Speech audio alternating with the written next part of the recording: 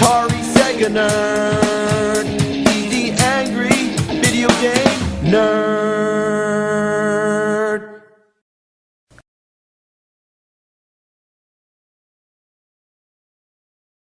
The Sega CD had its place in history. I mean, don't get me wrong, it's a piece of shit, but it had a certain appeal. The 32X is the real deal. It sucks. Oh god, it sucks. You plop it on the top of the Genesis like they're mating. God, I mean, do you think that's enough add-ons? It doesn't even look aesthetically presentable. I mean, it's just like an ugly tumor. I mean, did they really need all this bullshit leeching on the Genesis? That poor Genesis is just thinking, oh please God, take this shit off me. It's like getting gang raped. Both of its slots are getting fucked at the same time. And picture this, if it was a Model 1 Genesis, it would have been even more of a spectacular mess. And there's metal prongs you have to insert into its slot. I mean, there's something wrong here. This whole thing is just a mountain of cockadookie. So what does the 32X do? Well, it's compatible with all your 16-bit Genesis games, but it also has its own library of 32-bit games. Oh, you gotta love this. No end labels on the cartridges. May I ask why? Here's the Genesis games. You can read them. You can see what they are. If I'm trying to pick out a game, I can just visually scan my eyeballs across them without having to do this. Oh, what's this? Oh, Virtua Fighter? What's this? Oh, Star Wars? What's this? Primal Rage? The same thing as Atari. Labeled, not labeled. Labeled, not labeled. Labeled, labeled, and not labeled. Even Nintendo's guilty of the same thing. If you labeled the older games, why can't you do the same to the newer ones? Who came along and said, okay, we're gonna have better graphics, better games, and oh, those end labels gotta go? When did this idea of simple convenience become obsolete? Now about the 32X, hooking up this bastard is just insane.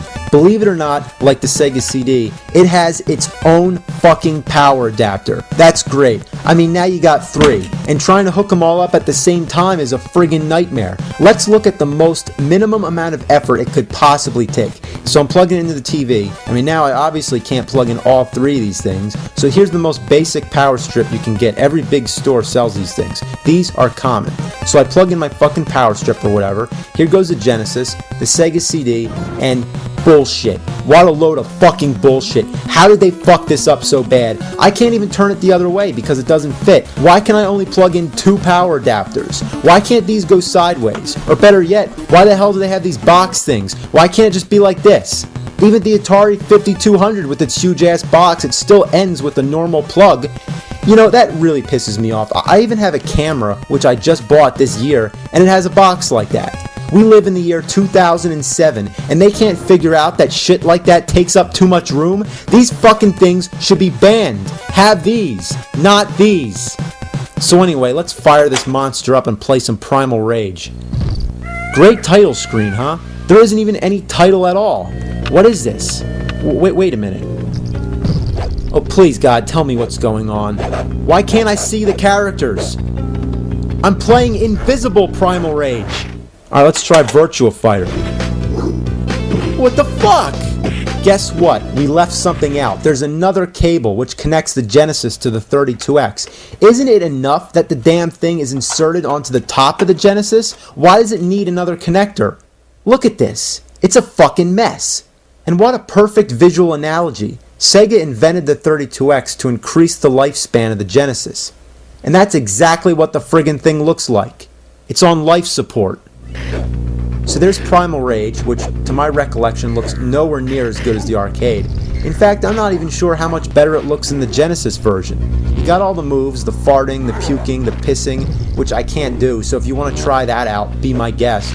I mean, that's what I hate about this game, the moves. They're so awkward, especially the fatality moves. I mean, just forget about it. It's always something like hold these 3 buttons and then tap some weird combination on the control pad. I don't know why they make any moves that require you to hit up, because you know what happens? You jump. I'm sorry, but when I have to download a move list and remember all kinds of combinations of buttons, that just ruins the game for me. Then you got Doom, which is one of my all-time favorites, but the music sounds like shit. Compare it to the Super Nintendo version.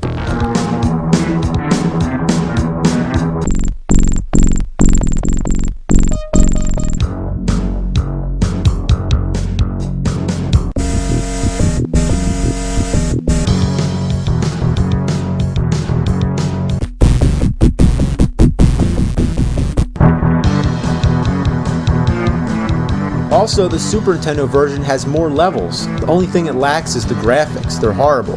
On the 32X they're better, but my point is, everything should be better. Now you got Virtua Fighter. It was one of the first 3D fighting games, and it sure looks like it. I really hate how every time you jump it's like you're on the moon. God, the control sucks, and the characters act like they have problems.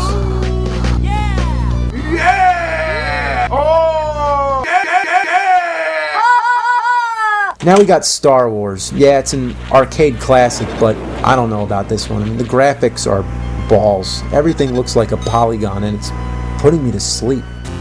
Like my Sega CD video, keep in mind, I'm limited to how many games I can review. I'm aware that I'm leaving out popular ones such as Snatcher on the Sega CD and Knuckles Chaotix on the 32X. But remember, if I don't have the game, I can't review it.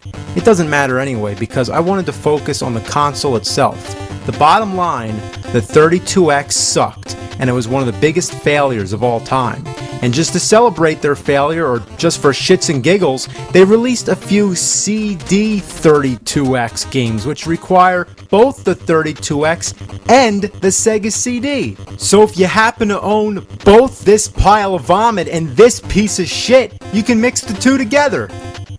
So you can clearly see the 32X was just not worth it, and gamers were too smart to be suckered in because they knew this piece of junk would be abandoned shortly because the Sega Saturn was on its way. Hell, it was already out in Japan, so nobody gave two fucks about this beast. It cost about $150 when it first came out, and the only people who bought it, they had mechanical problems. So on top of that, there were rumors that it could damage your Genesis games, and I don't even know if that was true or not. The Sega Saturn was released in the US about 6 months later. Only about 40 games or maybe less came out for the 32X before it bit the dust. I mean, what kind of marketing was that?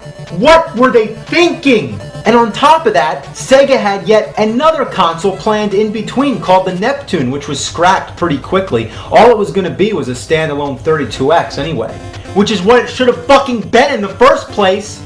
So not only was the Saturn on the way, but so was the PlayStation and the Nintendo 64. Gamers knew it was a better idea to just wait, and stores were selling the 32X for about $20. I got mine at a flea market for $2.50. I'm dead fucking serious. Now, excuse me, I gotta send this fucking shit back to the fires of hell.